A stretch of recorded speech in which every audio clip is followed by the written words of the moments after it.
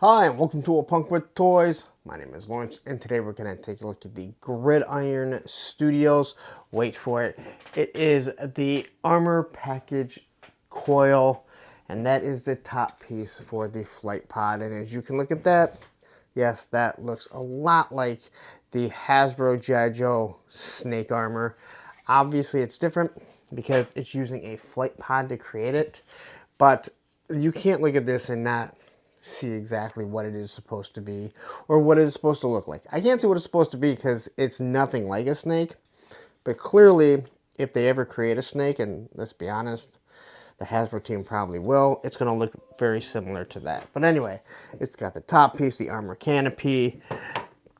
It's got an extra gun. So this thing's going to have a lot of armor to it. It also has different hands that you can add to it. So anyway, we're going to put this on here. I believe this completes the flight pod snake armor, whatever you want to call it, coil armor. I think this completes everything that Gridiron is going to be doing for it.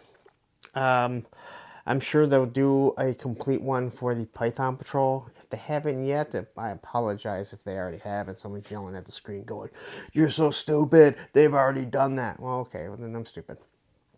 Anyway, let's get to this because no one wants to continue to look at me. Let's see how this goes together. So if you do order it, you know how the whole package goes together, but let's look at the detail and everything. But before we do, if you like this type of content, you like the Gridiron stuff that I've been doing, and for a while I was by far had the most Gridiron videos. I'm not sure if I'm still there anymore, but anyway, please take a second, hit that like button, hit that subscribe button, hit that bell notification so you're notified every time I drop some sort of Gridiron stuff. So let's go. All right, so now let's take a look at everything here, and the first thing here is going to be the front of it, the face of it, and you got to say you really like this paint. I believe actually this is, I take that back, that looks like it's actually printed. I think it's actually painted, so that looks really nice. You know, normally I'll rave about the rivets and stuff that are painted. There's really nothing painted on this. Now, I don't know if that's because they were going for the same aesthetics as the snake armor, but there's really nothing painted, so it looks pretty bland, although this nice, shiny, maybe that is painted. I think that is actually painted. It stands out. And obviously, you're going to have this piece that's going to stick right through there. But other than that, there's nothing anywhere here. And on the inside, you do have these heads up. There's no stickers or anything, unfortunately. It does have some grates down here. This would have been nice maybe if this was painted silver. I understand it's going to be on the inside, but you are spending a hefty dollar for this. But for the most part, it looks really good. I don't really have any issues with how that looks. Here we have the top piece, and again, when it connects, you can see that it looks like the actual snake armor. You can see the striations that run through it, because once again, this is 3D printed, but I don't think it looks bad at all. But without any color on it, it does look like it's just missing just a little bit. So while it's sitting on here, when it does flip up, you're going to have a seat. So this is where the gunner is going to sit if you want to use it as a gunner. And quickly looking at it, you can clearly tell where there are some issues with the 3D printing. All right, and anyone that's done any type of 3D printing, they know there's different types of supports and stuff that need to be torn out, and that's exactly what you have up top here. It's not something we're always used to seeing. Now, if it was sitting like this, it doesn't seem like it's too big of a deal, but when it's up like this, it is something that can be seen within the pictures, depending on how close you magnify. But maybe having the seat painted black or something just would have made it pop a little bit more. This is going to be the piece for the machine gun. It's going to sit up on top here, and then you're going to plug this shield in. I don't know if it's called a shield, but this blocker in just to kind of protect it. And once again, I can see here, I mean, you know what, maybe looking at those, maybe there's supposed to be bullet holes. That looks more like it's supposed to be bullet marks, like they've been shot at. Which would have been nice if maybe they hit it with a little bit of paint, if that's what it's supposed to be. See, I don't think that's a problem with the 3D printer. I Could be wrong, and maybe a 3D printer can tell me. This looks like these are supposed to be in there, like they've been shot at. They're just going to plug directly into it right here. This piece here goes on behind the engines. All right, and this is how we can actually take the different accessories for the hands. These are going to be claws, and they'll kind of pop right in there when he's not using them. The same as the way the bat works. All right, it's kind of like the bat backpack. All right, so he does come with these two different claws. They do open up and articulate differently. So you can change out or swap out the hands here for the gun and the flamethrower, which, like I said, I'm not a big fan of that flamethrower effect. It doesn't really stay on. But again, you got some nice detail on here. And for the most part, it looks really good. And it is keyed, so it only goes in either this way or that way, and you'll see it up here. So let's put this thing together. See, oh, you know what? I forgot to look at the machine gun. So the machine gun's just going to plug right in here. Dual hands. I like the fact that there's not a bottom piece here. This way you can just slip the hands up underneath it without worrying about possibly breaking the plastic there. Actually, it's supposed to go this way, so I guess it goes down over it. It does have a bipod here that does not come out. Has a port for blast effects.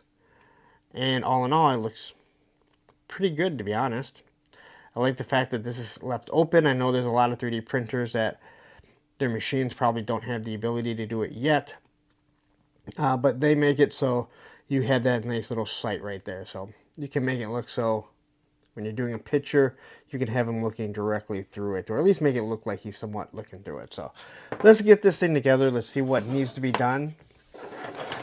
And the first thing that we're going to have to do is, I know we have to remove the gun right here. I guess we'll take that off. Now, it's been a long time since this gun's come off. These guns, when you have to put them on, sometimes you do have to kind of put a lot of pressure and remold that. So maybe just heating it up if need be. And then we got to pop off the canopy here, which I don't think is really that big of a deal. We saw a lot of people swapping this out to begin with.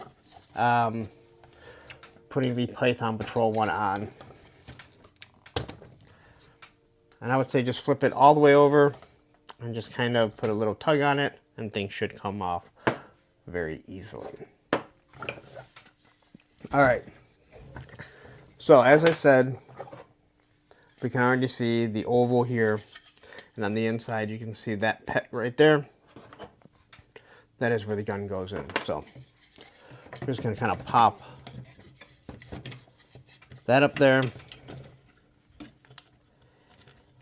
And then we just kind of going all the way. All right. So just put a little bit of pressure on it. I don't have that in place. I can tell you that much for right now.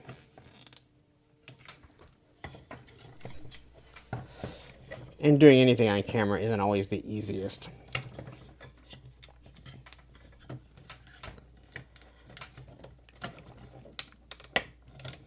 All right. So just a little bit of pressure, and that kind of forces right on in there. So now it looks like he has a nose. And I believe that thing should fit right up there. Just like that. So it does give a little bit more life to it, a little bit more character to it. And like with what anything the Gridiron's done, they don't make you customize anything. Like, nothing needs to be cut. Nothing needs to be taken apart that shouldn't be taken apart or can't be taken apart really easily. So we can just pop this off and you can have it as a Trouble Bubble flight pod, the way that it originally was made to be, if need be, going down the road. All right, with this here, as we can see, it can either sit up or cover him. And I think we're going to just do the same thing. Yeah, that thing popped on nice and easy. So, once this goes up all the way, we can collapse it. Possibly.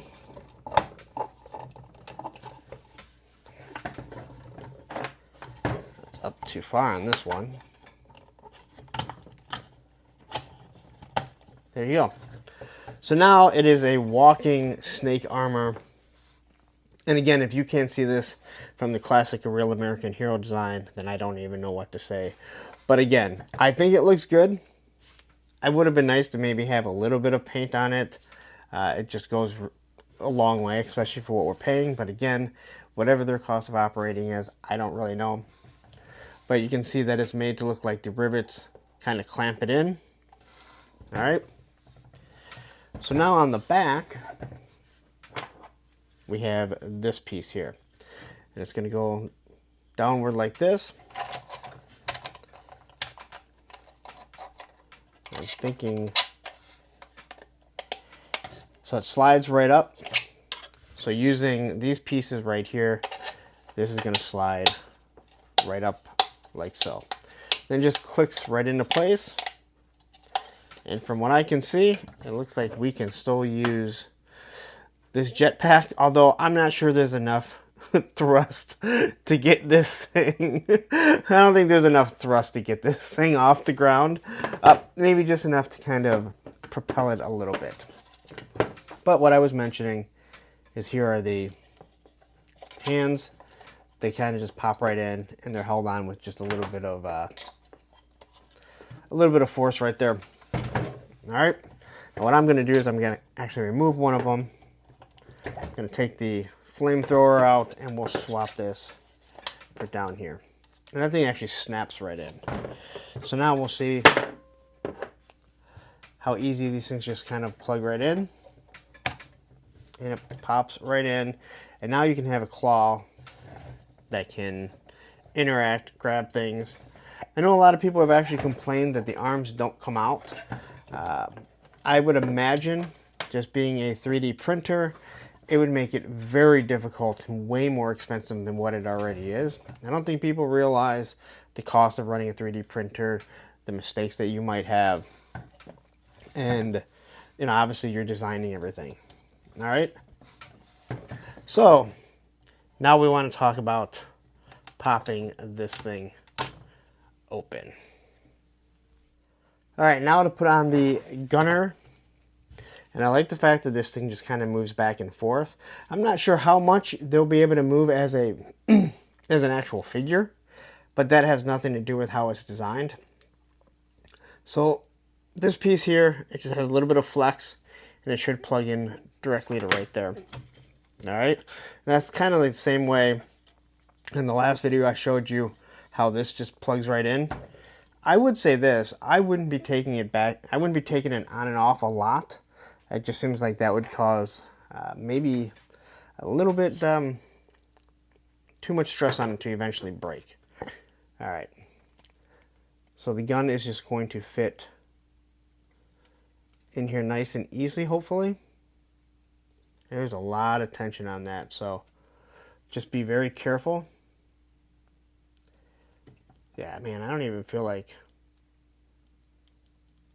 There we go. Just kind of slowly move it into place. All right. It does have enough tension that it will hold it, but eventually over time it's going to loosen. Once I plug that thing in there, I would not plan on taking it on and off. All right. This piece here, we can see it's clearly going to just plug in. Now, if you feel like you need to heat something up, please do. Remember, it's 3D printed. Don't heat up both sides. Only heat up one side if you're going to use heat. All right. So here's our seat. And this thing here, it's going to plug in that easy. So it just plugs right into those two sides. And now you have this gunner position that moves back and forth. All right. Which does look pretty damn cool, I'm not going to lie. So this guy can walk around. Maybe you don't want this on it. You don't have, well, I mean, I guess it's not that good not to have that on there. At least not for the driver. All right. And there is no piece for this gun, so you're just out of luck. No big deal. So now how do we want to do this? Well, we'll take a figure. Just take this guy right here. And we'll throw him down underneath here, since he's actually the one that's going to be driving it. I wonder how well they fit in here. But there's not a lot of room there. Are you supposed to be able to get 2 people in here? Because that's a nice piggyback ride. Wow.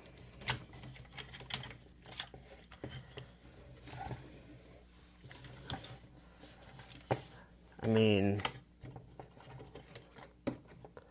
I don't know how you actually get a figure in here. I mean, that thing goes up, but you're not getting a figure in there. I mean, I assumed that it was supposed to have a spot, unless if this guy's supposed to jump up there. Am I missing something, guys? I mean, does someone else have this? And they're like, yeah, we can... Because I just don't see a guy fitting in here. Which now means that this thing is still a one-person piece, which kind of makes sense considering this collapses. I don't know where the gun goes. Well, I guess you're sitting here like this. You don't have an extra guy. But let's see how this looks up here.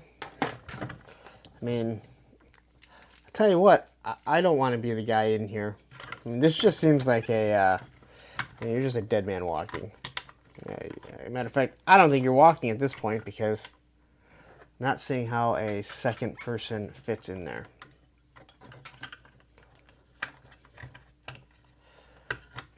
And that gun is very tight quarter. All right. So gotta lower it down here. Wow. So you get his hands on here.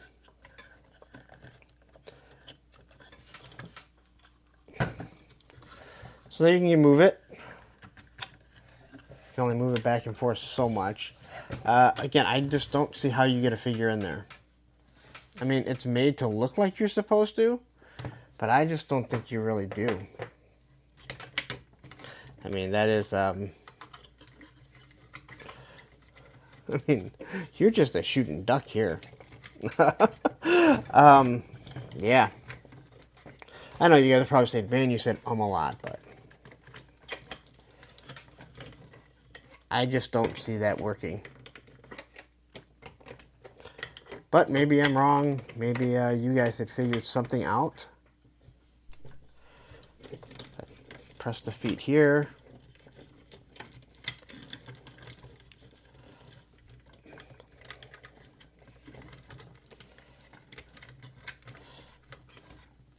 Oh boy. Yeah, I just don't see that working.